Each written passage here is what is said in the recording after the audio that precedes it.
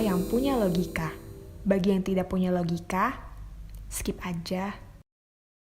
Saya ingin mulai dengan mengutip sebuah berita penting, walau mungkin tak banyak menarik perhatian ya.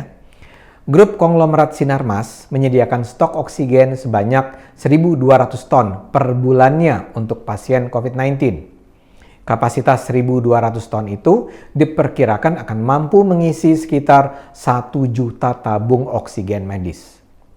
Saya bukan siapa-siapanya Sinarmas, tapi saya rasa kita semua layaklah memuji dan berterima kasih pada apa yang mereka lakukan. Pada saat rakyat berteriak tentang kelangkaan oksigen, Sinarmas menyediakannya secara gratis.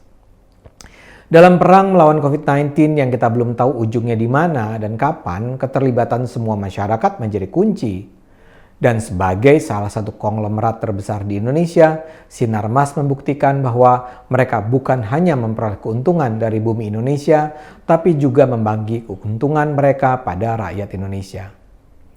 Dan ini jadi penting terkait dengan satu isu sensitif di Indonesia. Soal kaum Tionghoa, orang-orang Cina yang selama ini dituduh sebagai kaum yang mengeksploitasi dan menjajah Indonesia. Narasi anti-Tionghoa ini masih terus menyebar luas, terutama di kalangan masyarakat Muslim melalui media sosial. Seruan-seruan anti-Tionghoa memang sudah sulit dilakukan melalui pertemuan langsung seperti ceramah di masjid, musola, dan pengajian. Tapi kini kehadiran media sosial, terutama WhatsApp Group, memberi jalan bagi penyebaran fitnah dan tuduhan anti-Tionghoa yang memecah belah bangsa itu. Saya terus memperoleh kiriman seruan-seruan semacam itu hampir setiap hari. Pada intinya narasi yang dikembangkan adalah kaum Tionghoa di Indonesia bukanlah bagian dari bangsa Indonesia. Kaum Tionghoa adalah parasit yang bersekutu untuk memiskinkan Indonesia. Kaum Tionghoa adalah orang-orang yang menguasai politik dan ekonomi Indonesia dan lewat kekuasaan itu mereka menghabisi rakyat Indonesia. Secara spesifik, mereka menuduh bahwa kaum Tionghoa itu anti-Islam. Karena orang Cina tahu hanya Islam yang akan menjadi penghalang hasrat mereka untuk menguasai Indonesia. Rezim Jokowi dalam narasi ini adalah rezim boneka yang sebenarnya hanya melayani kepentingan orang-orang Tionghoa. Kekuasaan sebenarnya, kata mereka, ada di tangan 9 naga Tionghoa. Kebencian terhadap Tionghoa itu terus mereka ulang setiap hari. Karena itulah apa yang dilakukan Sinarmas yang dimiliki keluarga almarhum Eka Cipta yang orang Tionghoa adalah bukti yang dibutuhkan untuk mematahkan propaganda hitam semacam itu.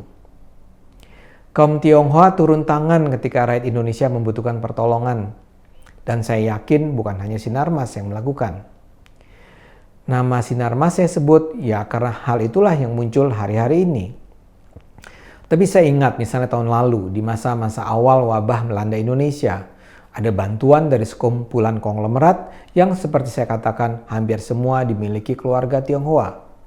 Ketika itu Sinarmas bersama grup Jarum, Arta Graha, Agung Sedayu, Indofood, Adaro, Pura Delta, dan Triputra bersama-sama mengucurkan dana sampai 500 miliar rupiah atau setengah triliun untuk membantu penanganan corona. Sampai saat ini sangat mungkin perusahaan-perusahaan itu masih juga menjalankan aksi-aksi pengucuran bantuan, tapi tidak lagi diberitakan. Dan ada banyak contoh lain. Misalnya saja saya pernah mewawancarai pimpinan Sido Muncul, Irwan Hidayat, yang juga adalah orang Tionghoa. Di awal COVID, perusahaannya juga mengucurkan dana 15 miliar rupiah untuk membantu penanganan COVID. Tapi yang juga menarik, Sido Muncul ini setiap tahun sebelum pandemik punya tradisi menyediakan bus-bus gratis untuk membawa karyawan maupun para penjual jamu mudik lebaran. Dan mereka seperti tak berhenti membantu. Pada April lalu, Sido Muncul misalnya memberi bantuan bagi korban banjir di NTT dan NTB, 2 musibah yang bahkan tak banyak diketahui rakyat Indonesia. Dan yang melakukan itu bukan hanya Tionghoa kaya raya. Saya mengenal banyak orang Tionghoa yang tidak kaya-kaya amat, atau bahkan kelas menengah biasa yang dengan hati lapang membagi apa yang mereka punya untuk membantu orang-orang yang membutuhkan. Dan mereka membantu tanpa mempersoalkan apa agama, apa ras, apa etnik orang yang dibantu. Sebagian dari mereka bahkan bercerita bahwa selama hidupnya mereka didiskriminasi di Indonesia karena mereka Cina. Mereka dihina, diejek, diperlakukan berbeda.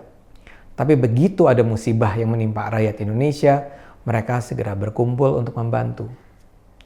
Saya bisa juga gunakan contoh artis terkenal Agnes Monica.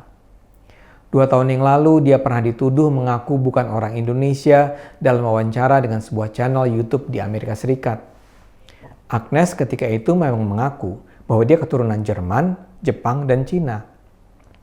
Agnes sebenarnya ingin mengatakan kalaulah memang ada istilah pribumi asli, maka dia sebenarnya tidak berada dalam kategori itu.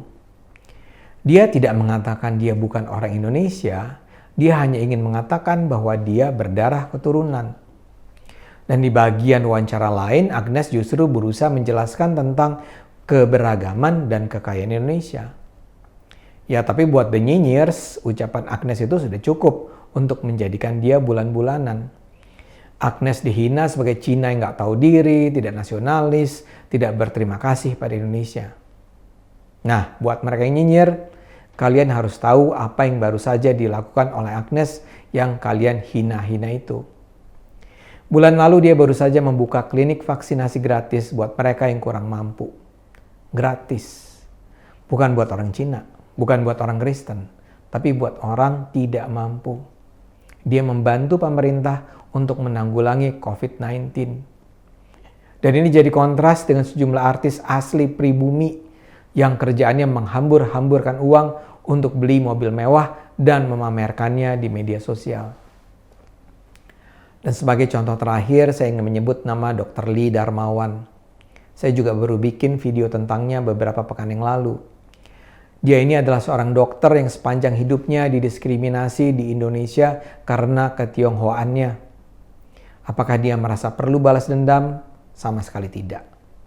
Dia justru memberikan pelayanan kesehatan gratis kepada kaum tertinggal di daerah-daerah yang selama ini tidak memperoleh akses bantuan medis modern. Dia berpraktek di sebuah kapal yang di sepanjang tahun berpindah dari satu pulau ke pulau yang lain. Di kapal apungnya tersedia fasilitas kesehatan lengkap.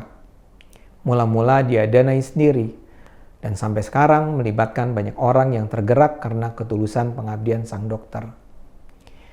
Dr. Lee melakukan itu semata-mata karena menurutnya setiap rakyat Indonesia berhak mendapat pelayanan kesehatan yang memadai.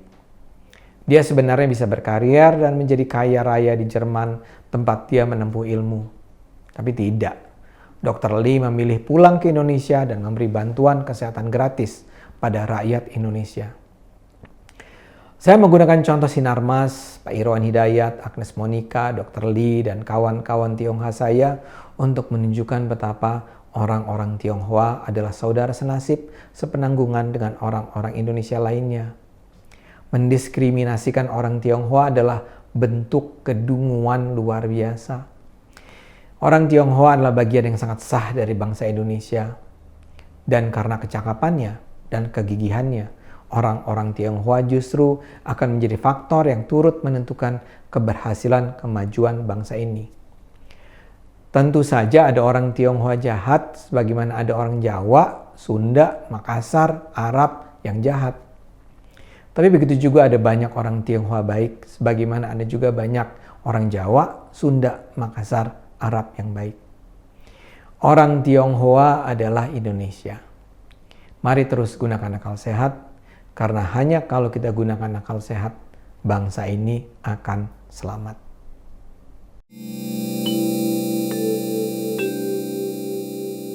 Video ini hanya untuk mereka yang punya logika. Bagi yang tidak punya logika, skip aja.